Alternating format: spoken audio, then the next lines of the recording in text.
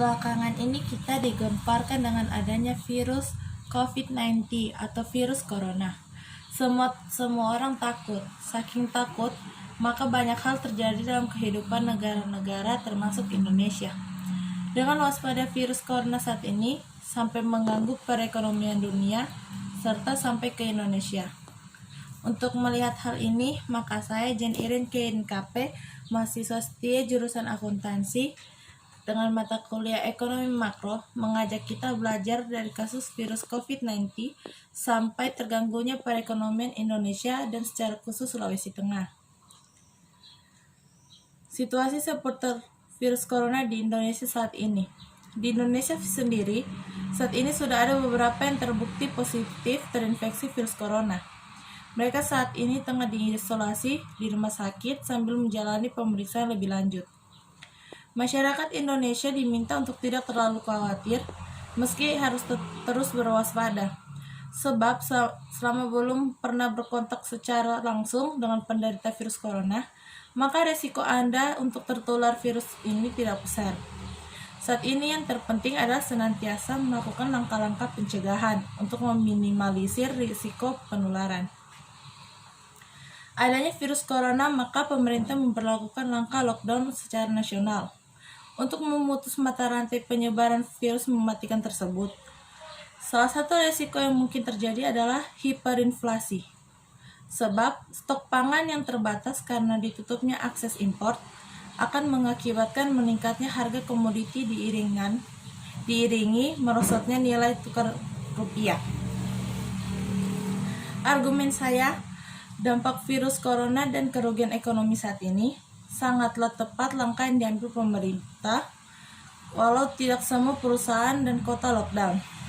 Namun, secara nasional, nampaknya sangat menurun perekonomian kita, seperti contohnya terganggunya investasi kek Palu, Sulawesi Tengah.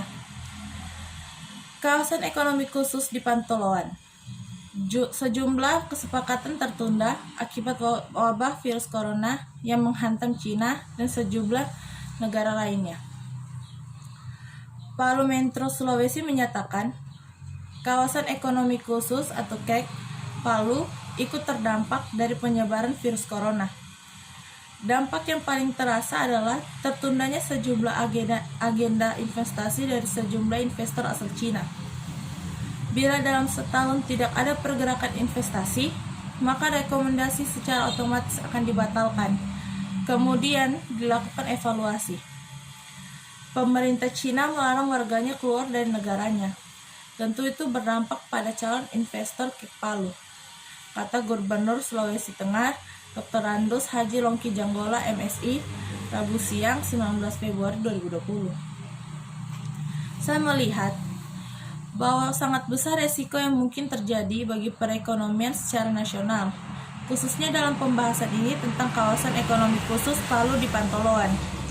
Dampak yang paling terasa adalah tertundanya sejumlah agenda investasi dari sejumlah investor asal Cina untuk KEK Palu, termasuk akan menjurus kepada batalnya MOU dengan investor Cina dan Hong Kong. Hal ini disampaikan oleh Gubernur Sulawesi Tengah Dr. Andus Haji Longki Janggola MSI, Rabu siang 19 Februari 2020 kepada Metro Sulawesi.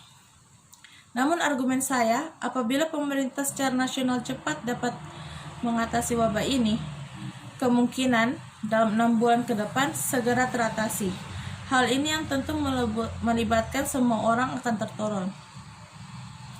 Sekian argumen saya secara singkat tentang perekonomian KEK di Palu, Sulawesi Tengah, karena dampak dari virus corona. Terima kasih.